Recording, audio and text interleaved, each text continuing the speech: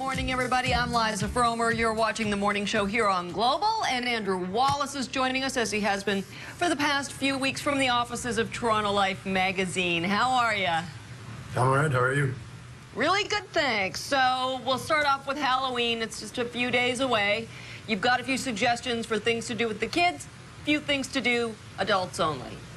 Yeah, let's start with the kids. I like to theme mine around the best names I can come up with for a kids' Halloween event. So I chose the Howling Hootenanny at Black Creek Pioneer Village. It's free for members, and it's kind of your typical Halloween fair, trick-or-treating, pumpkin carving, all that fun kind of stuff.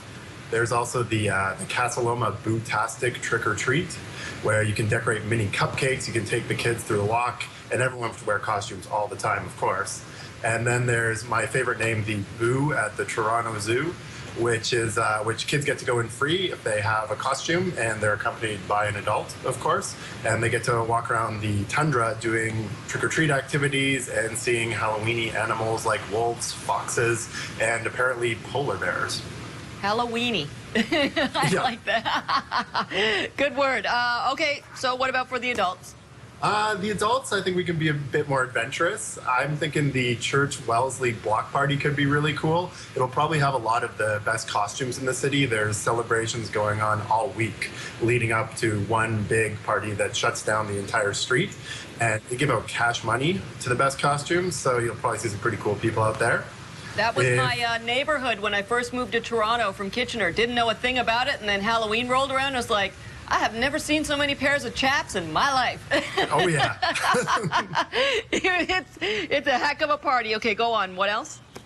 I think a laser tag. You can do all-night laser tag in the northeast end of the city at Laser Quest. You have to wear a costume again, but if you can't hit anyone, even in a barn, you can at least look cool in your costume. I think that could be really cool, especially if you want to show up late at night, 3 in the morning. Who knows? Could be interesting. And then a more classic activity that you can do almost anywhere in the city is go check out the Rocky Horror Picture Show. It's showing at the Bloor Cinema, and there's actually a Toronto shadow cast that will be miming it out. And the best part about, have you ever seen the Rocky Horror Picture Show? Not in a theater, and I know it's a whole routine, it's a whole experience. Yeah, well, the best part is that you're supposed to bring hot dogs to throw at the screen.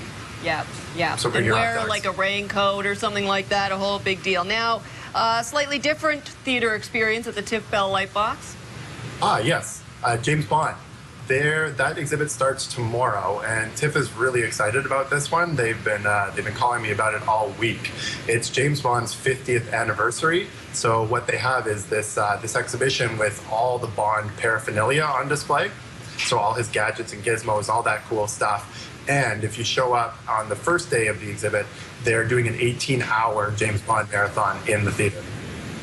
Beautiful. Yeah, I mean, Skyfall's going to get so much attention. This is a great add-on, and there's so many fans out there. Now, this is what I look forward to from you, the Weekly Eater. We're talking now about trends in hotel restaurants.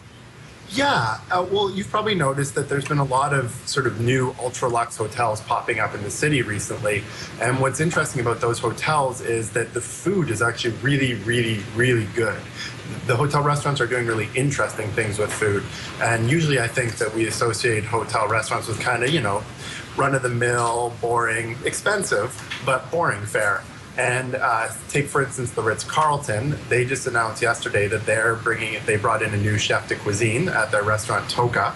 She has a European pedigree, although she's from Montreal. She's young, she's ethnic.